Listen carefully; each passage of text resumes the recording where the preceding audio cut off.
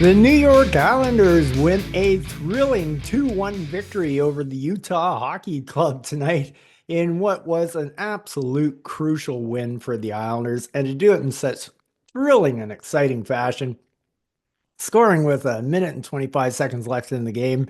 It was so nice to finally see something like that go our way. It seems like it's been forever since we had something like that. A real pick me up, because there was a point after the second period where I was starting to think that this is looking like the old Islanders, and it's not looking good. I'm not sure we can come back in this game, but the boys dug down deep and they really needed to win this game.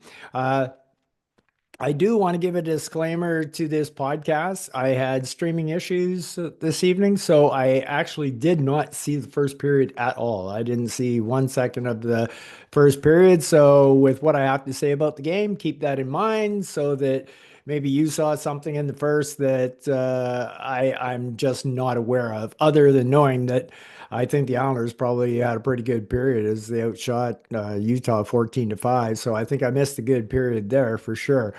But this was such an important victory. I know the Islanders had won two in a row, and we had a big upset win over the league leaders in Vegas the night before to extend that streak to 2-0 or two in a row. But we really needed to go to three. And like I said, it was really beginning to look like we were going to get a loss. But tonight was just a bad night in our division. It's everybody won. Like, the only people who didn't get any points tonight are Buffalo and Pittsburgh. And currently the Rangers are tied and they're going into the third period in Vegas. So if uh if the Rangers don't win that game, the Islanders will actually pass them in the standings and will jump up into the 13th spot. So that would be awesome. We really needed the win because the team we passed, but we're kind of tied with, Philly, they won again today too. So they would have passed us if we didn't win that game. It was just a huge, huge game all around, getting us right back into the picture. The one thing that I'd been talking about was to forget the teams in front of you and just get the one game over 500. And I still stand by that. However, the goalposts have been moved a little bit. At the eighth spot, it's starting to peak at around the two games over, three games over area. So, bottom line is, don't think of the teams in front of you. Let's get to one game over 500. And that still doesn't mean just because it's at two games over 500 and some teams are three games over 500, it doesn't mean they're not going to lose their next two or three, because that's what's been going on all year long. And realistically, it's just been hovering around that one game over 500 mark. So that should be our first and foremost goal, is to get there. To win three in a row is fantastic. We now got seven in a row at home. So I know we haven't been good at home this year, but hopefully we can finally put it together. I hope this is the boost that the team needs. First time we've won three in a row since 1980 or 1982. I'm thinking of the cup years, I guess. First time we've won three in a row since 2022. So it's been a while, and I didn't realize it had been that long without three in a row. But yeah, I guess now that I think back on it, it does kind of feel like that.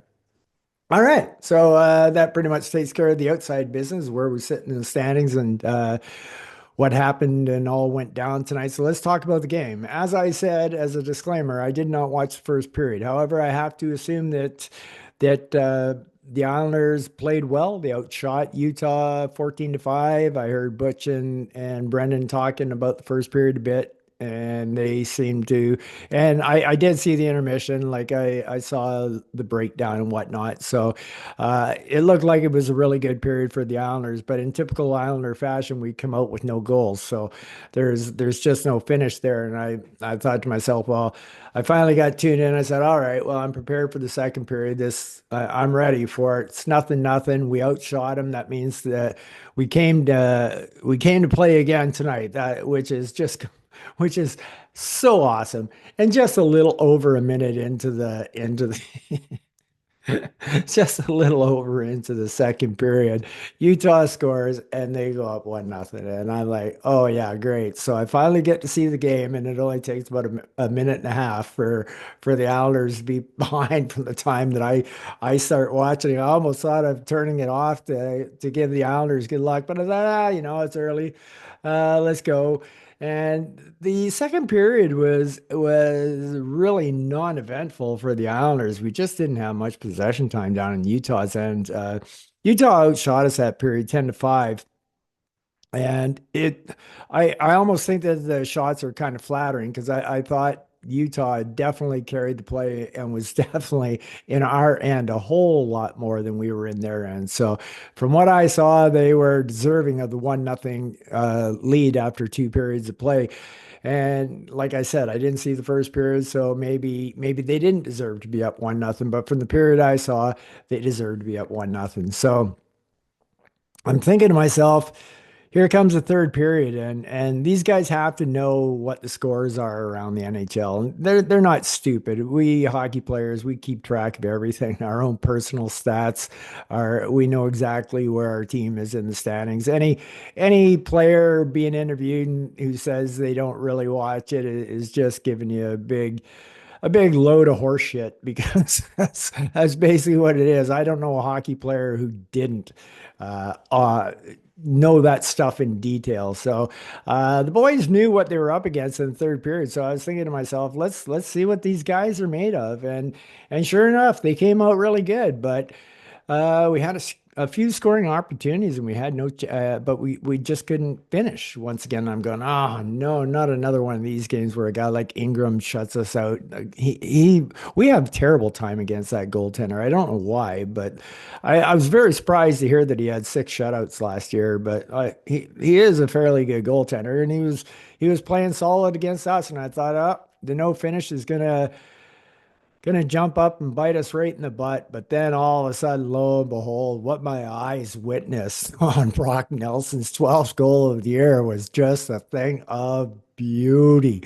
Just an absolute thing of beauty. And it just came out of nowhere. The Islanders just totally dominated in in the end. I've always said people say, it's so hard for players to play with a guy like Matt Barzal. And I say, no, it's not, man. I would love to play with Matt Barzal because I would get open for Matt Barzal to give me the puck.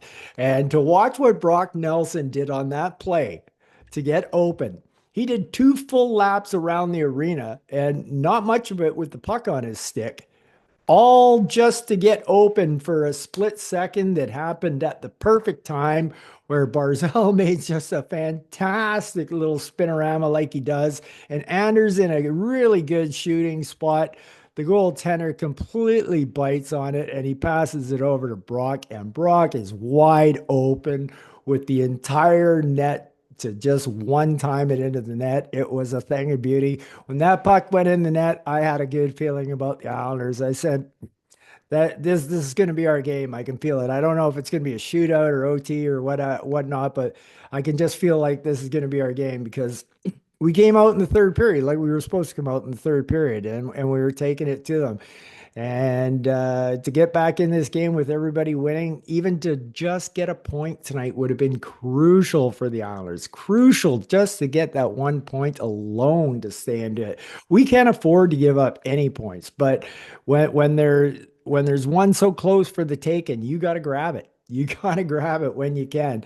And so I still like the way the Islanders are playing. They're still taking it to him, and I haven't even talked about Hogberg in this game. He was just absolutely outstanding. I said right from the get-go in preseason, I liked everything about this guy. When I found out that Ilya was sick and heard Hogberg was playing, I was not worried in the least. Uh, his rebound control a little bit suspect. There's lots of rebounds he gave out tonight, but how can you knock one goal against? I mean, Hogberg is probably could be the best third stringer in the NHL. to have on your team. Like I have absolutely no worries with Hogberg in the net, and he really came through for us, especially in that last minute. And then lo and behold, that line does it again, and Barzell, Lee, and Nelson are all over Utah. And this is right at the end of the game. And Ingram is scrambling and he's all over the place. And then finally the puck shoots out. And I'm thinking to myself, okay, Barzy, just get it up. Just get it up. And sure enough, he did. Boom, 2-1, just like that. Two goals in the third period. Come back in the third period. So much better than giving away wins in the third period. How exciting was that? But of course, mission is not accomplished. There's still a minute and 25 seconds left in the game. So we got to do the old 5-on-6 thing. So unhappy with our 5-on-6. We are so passive. So passive. It's probably why we don't hardly score any empty netters at all. And we just basically get hemmed in, and Hogberg comes to the rescue and does everything that he has to do and just does a fantastic job for the Islanders. So anyway, we walk away with a thrilling and very exciting ending to the game with a 2-1 victory. It's keeping us in the playoff mix. We've got our first 3-game win streak of the year, first 3-game win streak in 3 years. So let's keep it rolling. Let's go for 4. Let's go for 5. Back when I started talking about the possibility of putting this winning streak together, I talked about Detroit just winning 5 in a row after being 13-8, and all of a sudden we're right back in it. Well, we've just won 3 of those 5. Let's get 2 more. Let's just keep it rolling. Just keep it rolling and get back into this thing and make my podcast exciting for the rest of the year. As you can tell, I'm pretty pumped up. I mean, that was an exciting game. That was an exciting game. Any Islander fan who didn't get pumped up by that, I feel for you because you've probably already wrote the season off. You cannot write the Islanders off. I'm telling you, you just cannot write this team off. We are one of the best stretch teams in the NHL over the last 5 years. We just are. No rhyme, no reason to it. It's just like we've always had it loaded with vets, and it's almost like the vets look at each other and they say, okay, all right, let's give her, let's get into the playoffs. And away they go for the last 20 games and get in the playoffs. So I will not write off the New York Islanders. It would have been bleak tonight. Would have been bleak tonight if we had a loss this game. It would have been very bleak, especially with so many teams winning. That's not going to happen because they're going to play each other. And even one of the losses tonight was Pittsburgh because it was against Ottawa, and Ottawa's so one of them had to lose. So, but all those teams getting points. Let's see. I'm gonna quickly check in on the Rangers here for a second and see what's happening. Let's see if we're gonna move up here at all. No, still 1-0 or 1-1 in the third period. They're only about 5 minutes in, but that would be huge for the Islanders if we could pull ahead of the Rangers, and that's exactly what we need to do. Just keep going. I'm not really worried about passing teams. I'm not really worried about passing anybody. I'm just worried about getting to a spot in the standings that one game over 500. And then once we get to one game five over 500, you reassess and go, okay, now we got to put another winning streak together to get 4 or 5 games over 500. And that's basically just how you're going to have to do it. All right, so I'm going to talk about the players. And like I said, try to remember as I'm talking about these players, they could have done something absolutely horrible in the first period or something great in the first period, but I do not know about it. So just want to keep that as a disclaimer. I did not see the first period, but I still have lots to talk about with the players. So give me a second here. Anyone who watches this podcast knows that I have a huge man crush on Max Siplikoff, but I just got to tell you, I know I just rave about him all the time, but I seriously think that Max may be the best forechecker in the NHL. He's outstanding. He always seems to get in there and come away with the puck, whether it's on the defensive side, whether it's on the offensive side. It's just amazing. It's just so fun to watch him use that big body to his use. He really is a treat to watch. I just wish we would give him some better players to play with. One thing I really didn't understand was when we put the second power play unit on the ice and Duclair, Palmieri, and Pajot came out. Why Siplikov wouldn't at least be on the second PP is absolutely beyond me. I would personally, I would have him on the first power play. I mean, he does everything that you need on the power play. He's got a great shot. He can get the puck. He can protect the puck. He loves to shoot, and he's a big body. And you put him in front of the net, he can do just what Anders Lee does. So if you want Lee on the first power play, you got to at least have Siplikov on the second power play, in my opinion. So another great game by Max from what I saw. Anthony Duclair, man, I've been harping on this guy. I've been harping on this guy bad, and it's like I'm telling you, if he's playing injured, go get and you're trying to hold off surgery till the off season, go get your surgery. You're useless. You're just been terrible. Absolutely terrible. Like you are not helping the New York Islanders at all. You're a -1 tonight.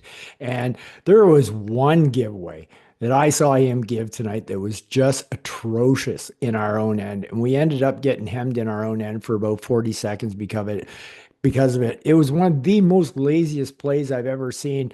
I also saw Duclair getting instructions from one of our assistant coaches tonight, and I can tell you this: Duclair could not have looked more disinterested in anything our coach had to say. He was looking everywhere but near him, head down, just like he wasn't even being spoken to.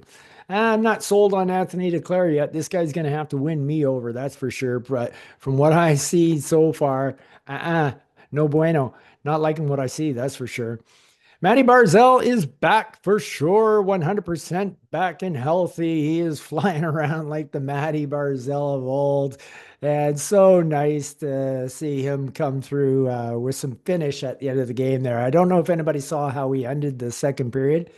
He gave that drop pass to Dobson, and Dobson just wasn't there. He left the spot, and then the horn went, and Matt just smashed his stick against the boards, and then slammed the door. And he was not happy. He was a frustrated camper. So it was so nice to see him get rewarded tonight. +2 tonight. Couple of shots on net. Goal and an assist. What more could you ask for him? He was controlling the puck. I thought he looked really good on the power play tonight too, from what I saw. I thought the even though we didn't get results tonight, and I know we've said this 100 million times before, I really like what I saw out of the power plays tonight. And if we continue to carry on doing what we did tonight, we will actually score some goals. So just a super game by Barzy tonight. He was all over the place, and that line was real good, real good. Uh, I thought Horvat was he was good. He was good. He had his chances. Uh, he was -1 tonight though, and that as that line got scored on. Uh, yeah, I wasn't really happy with that line tonight. It just didn't get a whole lot out of them. I mean, it's not like they were awful or anything. Nobody was really awful. We only gave up one goal tonight, but definitely, yeah. Oh, okay, I'll give Horvat a little above average for tonight's game. Matt Martin is as good as can be expected at 6.5 minutes of ice time. He had no goals scored against him, and we didn't get overly hemmed in. And only one time in the two periods that I watched did the fourth line ever have the puck in the opposition's end, and they held it in there for a while. But I only saw that once. The majority of the time, the fourth line was on the ice. The play was either in our end or it was in the neutral zone. Even though the puck was in our end with the fourth line, it wasn't really dangerous stuff. So I'm not coming down on them for being in our end if nothing dangerous is happening. But I would much prefer for them to be down on the other team's end doing what is being done to them. So uh, good game, I guess, for Martin. Engvall, same thing could be said. 8 minutes of ice time. That line didn't get a lot of ice. They didn't really earn more ice tonight. That's the way I see it. Uh, Patrick's had them up around 10 minutes when they've earned it, and so once again, I'm really loving. I know I've said this 100 times already on my podcast, but I really like the way Patrick runs his bench. He rewards guys who are playing good that night with extra ice time, and if you're not performing well, you get that ice time taken away, and it's the only way to coach, and I just love it. Palmieri, uh, we're just not getting enough out of Palm. Just like he's running out of gas midway through the season. So I'm hoping that maybe he'll get that big kind of a push at the end of the year that'll give him an adrenaline spike that'll get him going again. Or maybe he just hasn't had the best line mates since Sipakov and Nelson were with him. But once again, you're gonna get ice time by how you perform. And you're not really performing that great right now, but he's still got 17 and a half minutes of ice time. Anders Lee, of course, leading by example. Once again, the captain goes +2. 7 shots on net, folks. 7 shots on net for Anders tonight. 2 minutes and penalties as well. 17 and a half minutes of ice time. 2 assists, +2. El Capitan making it happen. There was when Lee came out from his penalty, we were been hemmed in for a while, and he streaked down to the our end, got the puck, and immediately didn't even look at anybody else. And there was a guy right on his side and just took off with the puck and skated hard. And this guy was on his hip the entire way down. And now Anders is starting to lose ground because another defender is starting to close him off this way. So he's going to get smucked into the boards, but he just gives her as hard as he possibly can. He keeps that guy at bay. He keeps him at bay. He almost even pulled away a little bit. But by the time the defenseman got there, it was a hit. But you know what? The puck was down in Utah's end, got it out, and all those four tired skaters got off the ice. Anders is just playing fantastic hockey. Brock Nelson, so nice, so nice. Tonight, believe it or not, was his goal is what you call finish. That is finish. Uh, Believe it or not, a lot of guys will miss that shot, but I mean, it was wide open. It was a one-timer. And so Brock is gifted with a little bit of finish, not a whole lot of finish, but he's gifted with some finish, and he certainly had the finish on that one. A beautiful goal. He also picked up an assist on that scramble in front of the net where Barzal scored at the end of the game. So he was a +2 on the night as well. Well earned. Brock was up around 21 minutes because of his penalty killing as well. He also had 4 shots on net tonight. Kyle McLean, I thought, was played really well. He only had 7 minutes and 46 seconds of ice time, so the fourth line was way down. But hey, in that little bit of time that they had, they didn't give up any goals. So mission accomplished for our fourth line tonight. Pajot, not the best of games. Yeah. It, Non-factor out there tonight. I kind of thought that whole line was kind of a non-factor. I felt bad for Max being on it because not a lot was being generated out there by them. Casey Cizikas, he only had 12 minutes and 20 seconds of ice time tonight, which is pretty much where I want him to be. And he was doing Casey things out there. However, there was a couple instances where you can see his lack of offensive side to his game where he had opportunities that really didn't even turn into an opportunity. So, but overall, not a bad game by Casey. So we'll take that. Adam Pelech, what a rock star. What a rock star. This guy is playing just some outstanding hockey. I really was on Adam big time for the first 5 games he came back, and you really shouldn't do that. You got to give a guy at least 5 games to get going. But ever since that time, he's just absolutely been outstanding. He had 4 block shots tonight. He had a shot on net, 24 minutes of ice time, +2, 2 minutes in penalties. Like his defense was just so solid and so stellar out there that when they were on the ice, I felt 100% comfortable. Same thing could be said about Pollock. Pollock got 22 and a half minutes of ice time. He got 3 shots on net tonight, though, and 2 block shots. So as a tandem, they, 4 shots on net, 6 block shots. They were outstanding. outstanding as a tandem. And Noah Dobson, wow, I'm just absolutely raving about his defensive game, which I am so shocked. I never thought I would be doing that about Noah Dobson, but he is playing some fantastic defense right now, and he is getting us out of a lot of trouble. I see him in the boards like one on three, going back to get the puck, and somehow he's coming away with the puck and leading a rush up the ice. It's really fun to watch. 27 minutes and 18 seconds of ice time tonight, and well earned because he's just playing outstanding. He also had 5 shots on net tonight as well. So, plus a block shot, just super games out of Noah. The point production isn't really showing just how well Noah is playing right now, but I'm thinking the point production is going to come with it. Scotty Mayfield is typical Scotty Mayfield game, 15 minutes and 25 seconds of ice time, 2 block shots. Uh, yeah, just your typical defensive Scott Mayfield game. So it was a good game. I was very disappointed in Scott though when I think it was about 50 seconds left in the game with that little scrum after the whistle. He's so lucky he didn't get called for a penalty there. If I was the ref, I would have been tempted to call one there. Utah's down 2-1. 50 seconds left in the game, give out a power play. I mean, you took a free shot to his face. So it would have been a well-earned penalty if you had got it. So Scotty, you gotta be a little smarter than that, my friend. Be a little smarter than that. And Grant Hutton, I don't have a whole lot to say about. He played 2.5 minutes in the first period.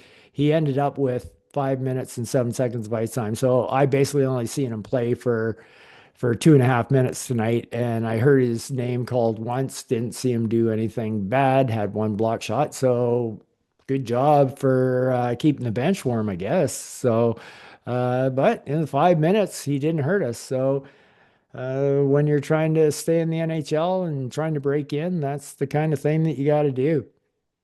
You have to be super excited for Marcus Hogberg. Awesome game tonight. Stopping 21 of 22 shots.